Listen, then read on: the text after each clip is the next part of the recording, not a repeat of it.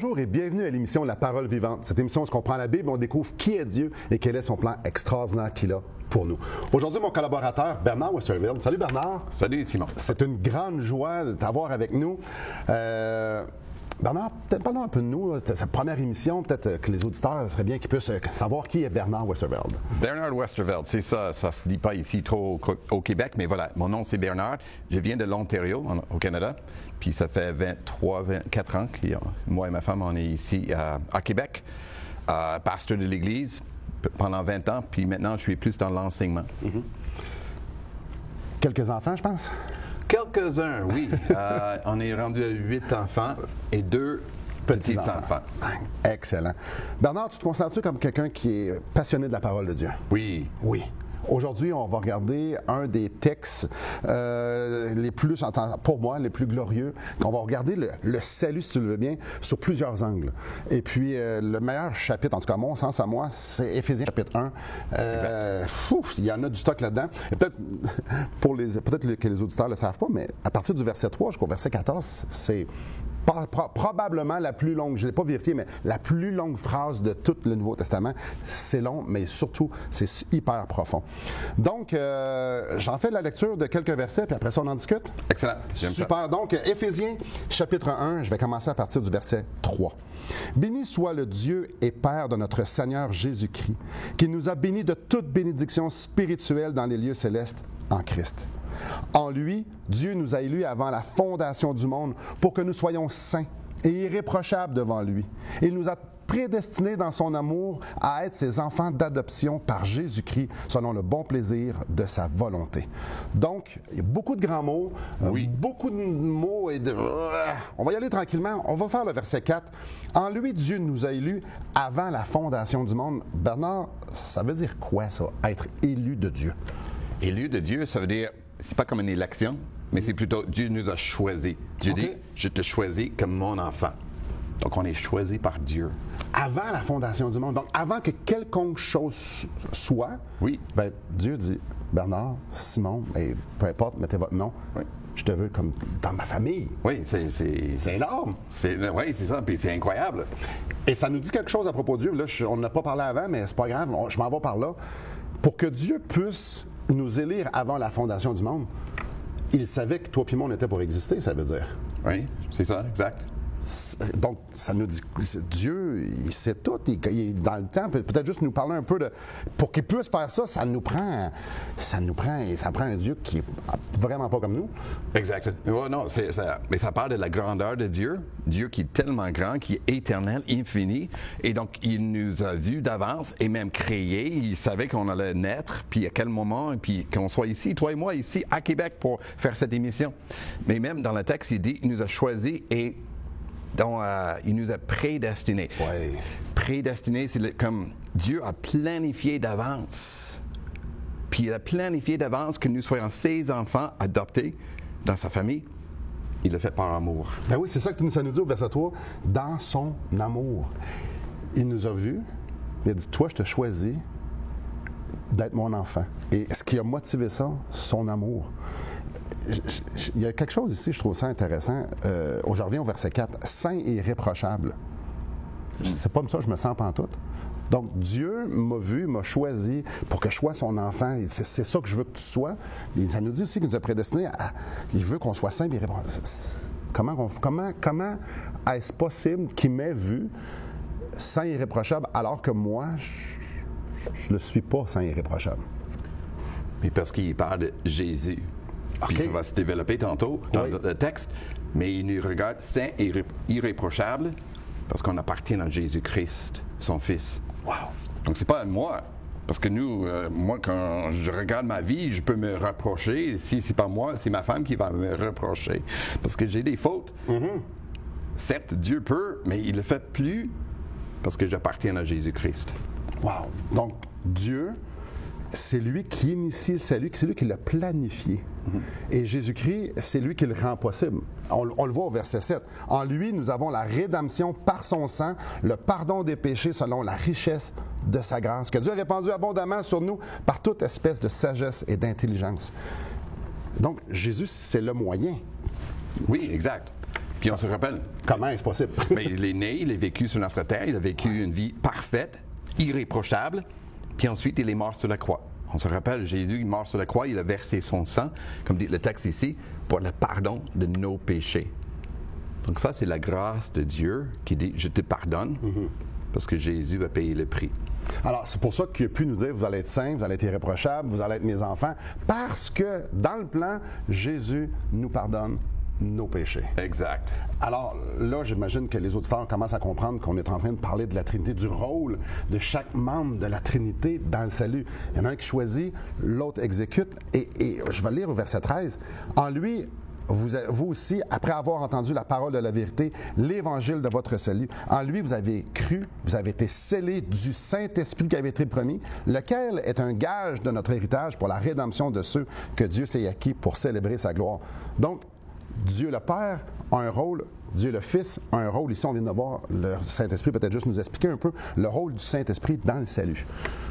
Excellent, mais c'est... D'une façon plutôt courte. Oui, tellement à dire, mais on a dit qu'on est des enfants adoptés par Dieu, puis c'est l'esprit d'adoption. C'est par le Saint-Esprit qu'on devient vraiment les enfants de Dieu, nés de nouveau dans la famille de Dieu. On est emmenés dans la famille de Dieu par le Saint-Esprit. Et donc, on est, même dit le texte, on est scellés, confirmés comme les enfants de Dieu. C'est vraiment spécial de voir que chacun a une responsabilité, je veux dire un rôle plutôt. Un rôle. Dieu choisit, Dieu fait un plan, Jésus l'exécute ou commence à l'exécuter et c'est le Saint-Esprit qui vient le mettre en application dans chacune de nos vies.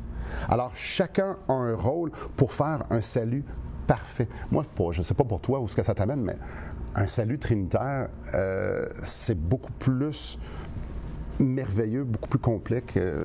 je sais pas. Qu'est-ce que toi t'en penses? Mais moi c'est comme on a toute une équipe qui travaille Exactement. Pour notre salut.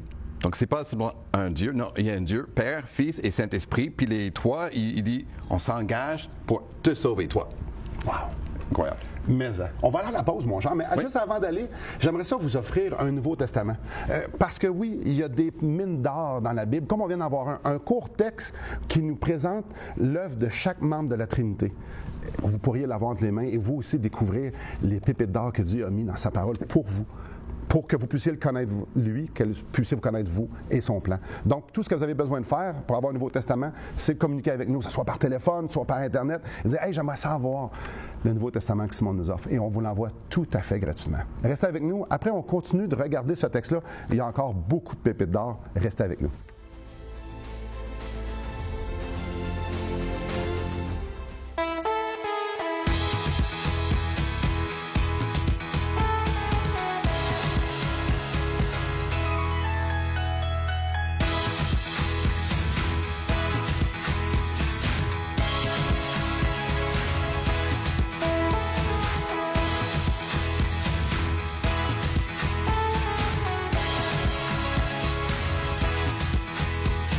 Pour en savoir plus, visitez radioespoir.ca. Rebonjour à vous. Bernard, ce texte-là, il faut quasiment être aveugle ou très distrait pour ne pas le voir.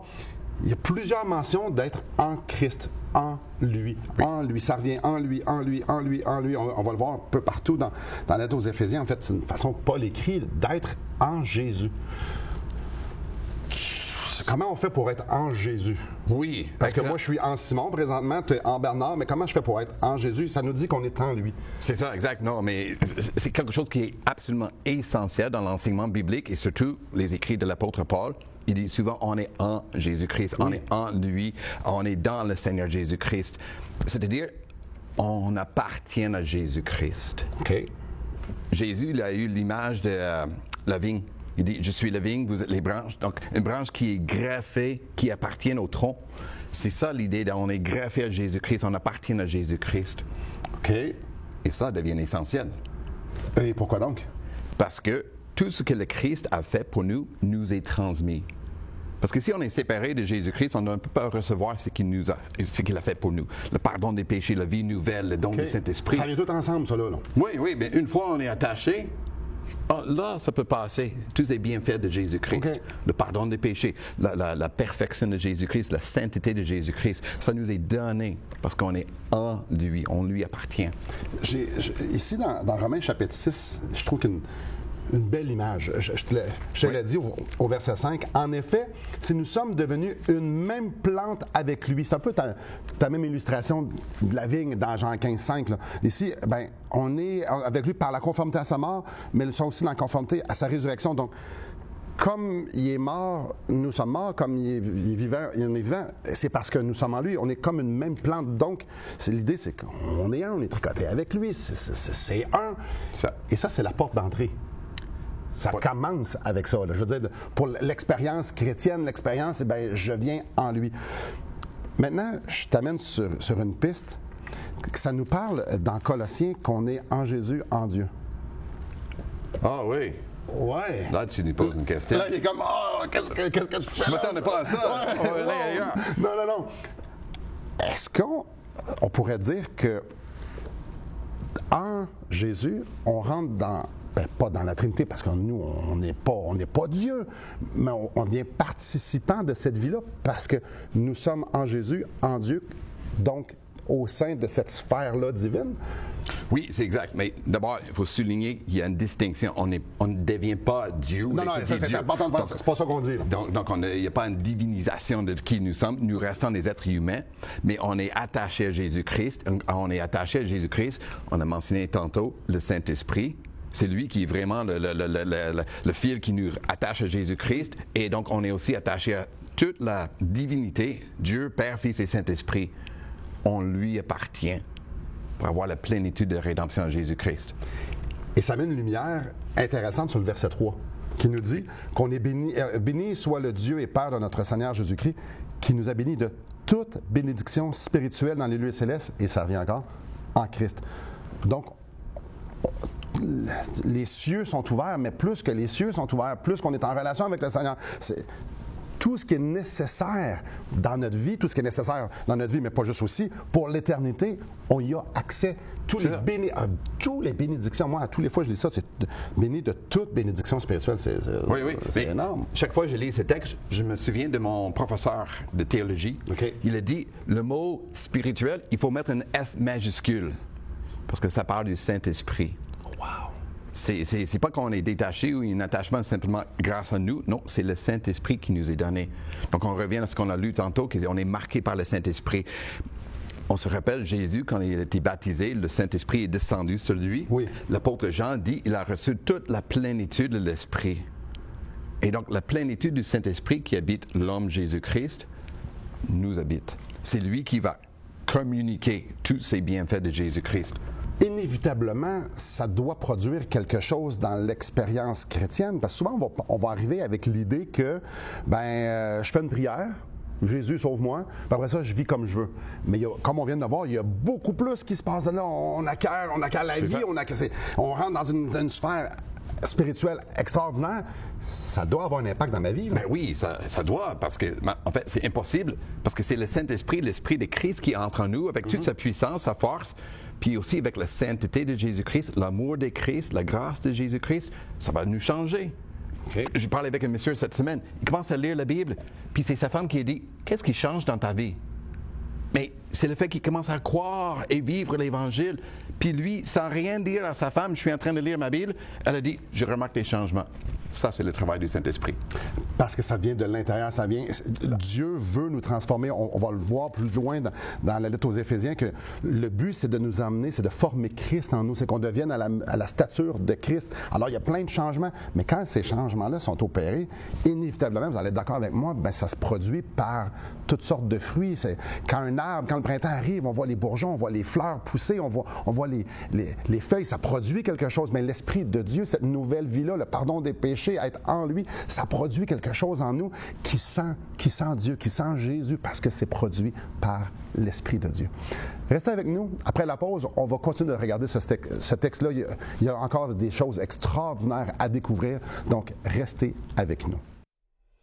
Depuis maintenant 15 ans, nous avons l'immense privilège d'annoncer la bonne nouvelle de Jésus-Christ.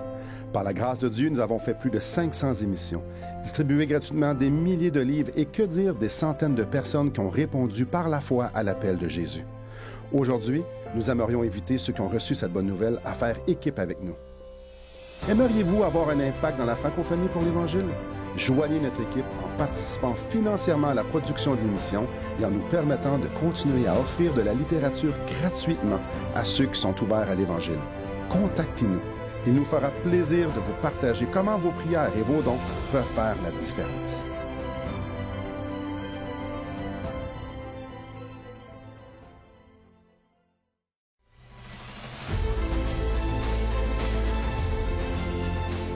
Bonjour à vous.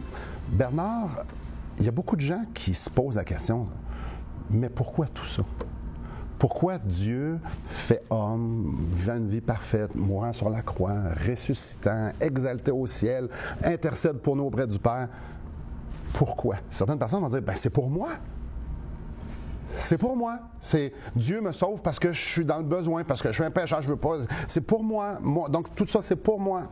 Tu vois-tu où est-ce que je m'en vais avec ça? Oui, il y a un aspect que c'est vrai, parce que Dieu nous sauve. Et c'est pour notre plaisir de dire, je suis un enfant de Dieu. Qui est extraordinaire. Extraordinaire. Mais le texte qui est intéressant dans ce texte, Simon, c'est qu'à 3 reprises, il a dit le but de tout ça. Verset 6. Pour que nous célébrions la gloire de sa grâce. Puis la même chose est redit au verset 12, pour célébrer sa gloire. Et encore le verset 14, pour célébrer sa gloire. Tout est pour glorifier, dire merci Dieu, que c'est merveilleux ce que tu fais pour nous. C'est au fond, le but, c'est de dire, wow, Dieu, merci. Donc le salut, c'est pour lui. Je suis sauvé pour lui. Oui. Mais c'est pour nous aussi. J'ai un bénéfice. Mon bénéfice, c'est un sous-produit de la bénédiction. Du salut. Parce que la bénédiction du salut, c'est pour lui. C'est pour ça qu'on lit dans Romains 11, 36, c'est de lui, par lui et pour lui que sont toutes choses. C'est ça, exact. En tant qu'être humain, nous, tout est centré. Tu sais, chez vous, c'est ma vie, c'est centré sur moi. Là. Oui, mais il ne faut pas avoir une idée que Dieu le fait de manière égoïste. Donc, tout ce que je veux, c'est que tout le monde me flatte un peu. Non, il le fait, oui, pour qu'on glorifie Dieu, parce que c'est lui qui nous sauve de A à Z. Mais pour nous, c'est le plaisir d'entrer dans la famille de Dieu. OK. Peux-tu... Donc, le plaisir de rentrer dans la famille de Dieu va me faire célébrer? Célébrer Dieu d'abord, de remercier Dieu. Donc, une des choses que les chrétiens vont faire, c'est on va chanter. C'est un peu bizarre de dire, les chrétiens, qu'est-ce qu'on fait? On vient en assemblée et puis on va chanter à quelqu'un qu'on ne voit pas. Mm-hmm. C'est un peu bizarre, un peu, quand on y pense un peu. D'un point de vue objectif, on regarde ça, on regarde... Oui, qu'est-ce qu'ils font? Mais au fond, on dit, mais on est en train de remercier Dieu qui nous a sauvés. C'est un peu que je me suis dit à ma femme, merci pour le repas que tu m'as préparé. Mais quand ma femme me prépare un repas, c'est elle qui fait tout le travail, mettre sur la table, je le mange. Moi, je tire le bienfait de c'est bien, ça goûte bien, j'aime ça, puis j'ai la santé grâce au bon repas.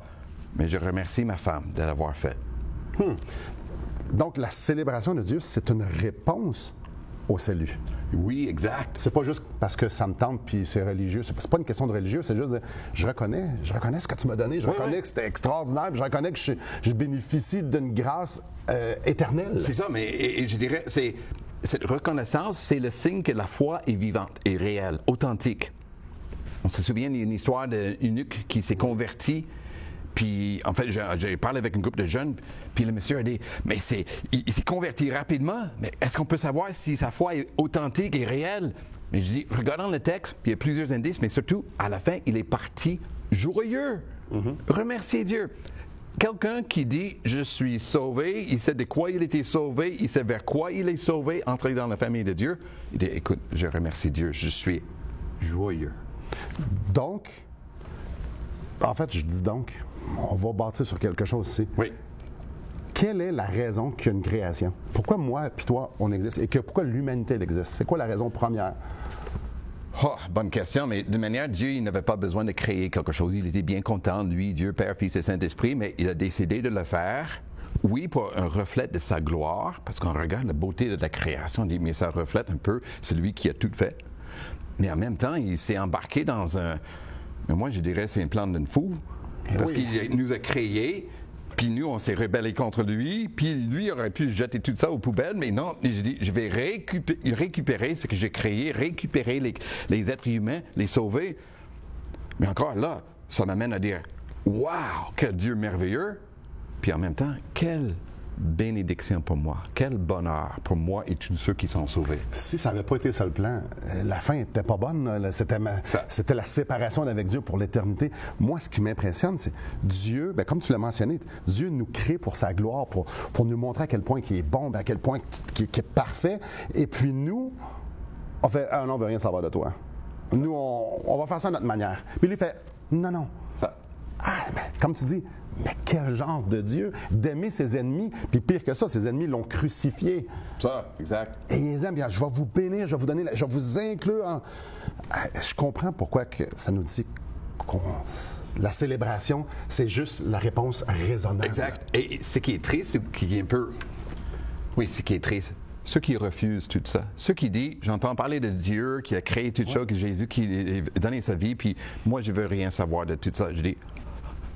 C'est le cadeau le plus beau, plus merveilleux, c'est la vie, une vraie vie, une vie abondante. Et tu te dis, non. Comment ça? Bien, une des raisons, parce que je crois que quand on parle de salut, on parle juste de destination finale. On parle d'un endroit où on s'en va et non pas d'une personne qu'on rentre en relation à partir d'aujourd'hui. Quand on pense le salut, c'est pas juste futur. C'est maintenant, aujourd'hui. Là, on est en train de parler le salut préparé par Dieu et enfant de Dieu, puis Jésus nous lave de nos péchés, qu'on a parlé baptisé du Saint-Esprit, donc scellé du Saint-Esprit, ça l'amène une vie maintenant. Oui, exact. C'est maintenant. Exact. Puis, je reviens à ce qu'on a dit, on est en lui, on est en Jésus-Christ. Une autre image qu'on donne, c'est que c'est le mariage. Oui, dans Éphésiens 5. C'est exact. Puis c'est ça le bonheur, c'est de dire, écoute, je suis avec mon mari. Christ est comme le mari, les croyants sont comme l'épouse, puis d'avoir cette vie ensemble. Donc c'est ça d'être en Jésus-Christ, de lui appartenir pleinement. Écoute, dans ma famille, ma femme et moi, on a un seul compte à la banque, OK? Tout l'argent, on le partage ensemble. C'est moi qui ai un salaire quand je gagne. Ma femme tire tous les avantages de tout ça. C'est ça ma vie de chrétien. C'est Jésus qui a déposé toute sa vie, toute sa justice, son pardon et la vie éternelle. Là, maintenant, je tire les avantages. Et il y a des gens qui disent non. Alors, je peux comprendre les gens, mais plus tard, le ciel, j'arriverai bien ça quand j'arriverai là. Non, c'est aujourd'hui. C'est ça. C'est là. Donc, aujourd'hui, je peux te donner une vie extraordinaire, riche, en communion avec Dieu, péché pardonné. Non. Ça, c'est triste. Non. Puis en plus, ça nous montre, tu l'as dit, ça produit la joie. Exact. Dans un monde où ce qu'il n'y en a pas. Ou pas très beaucoup, peu. très éphémère. Une joie qui est éphémère, qui passe. Exactement. Là, il dit, non, moi, je vais donner ma joie. Jésus dit, je suis venu vous donner ma joie, la joie éternelle, la joie qu'il y avait au sein de la Trinité. Je veux te la donner. Il y a des gens qui disent, non, je veux faire ça à ma manière. Je veux gagner mon ciel. Ma religion est suffisante.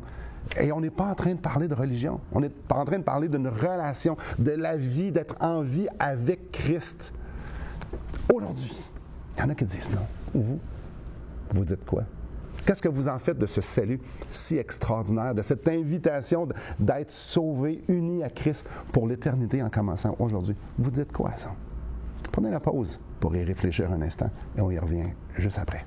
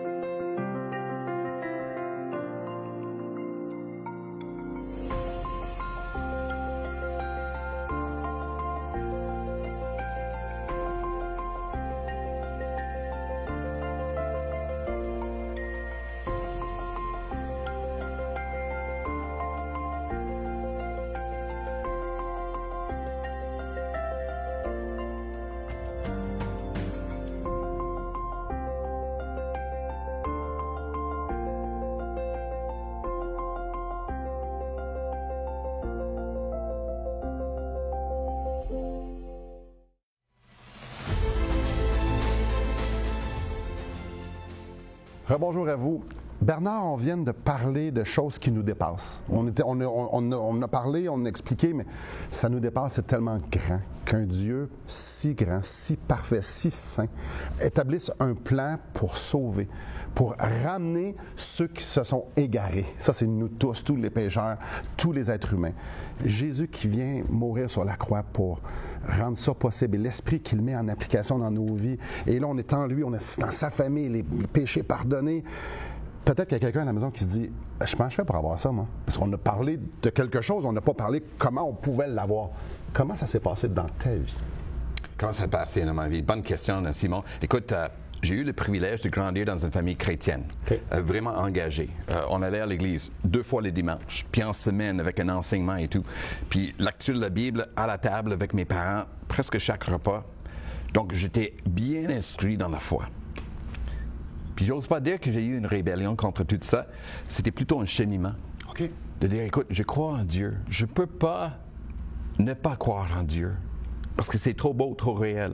Puis je dirais même, ces dernières années, j'ai vécu des difficultés dans ma vie, des épreuves. Puis je dis, ce qui est tellement beau et merveilleux, c'est l'amour de Dieu. Dieu m'aime. Et donc, je remercie Dieu pour les épreuves que je vis, parce que je vois la grandeur de Dieu. Et la façon, comme on a dit tantôt, que ça change ma vie maintenant. Je ne suis plus la même personne. Je change régulièrement ma façon de vivre parce que le Christ est en moi, le Saint-Esprit est en moi. Et quand j'arrive à l'église ou même chez moi, j'aime ça chanter encore plus que jamais. Juste pour célébrer. Merci Dieu, de remercier Dieu.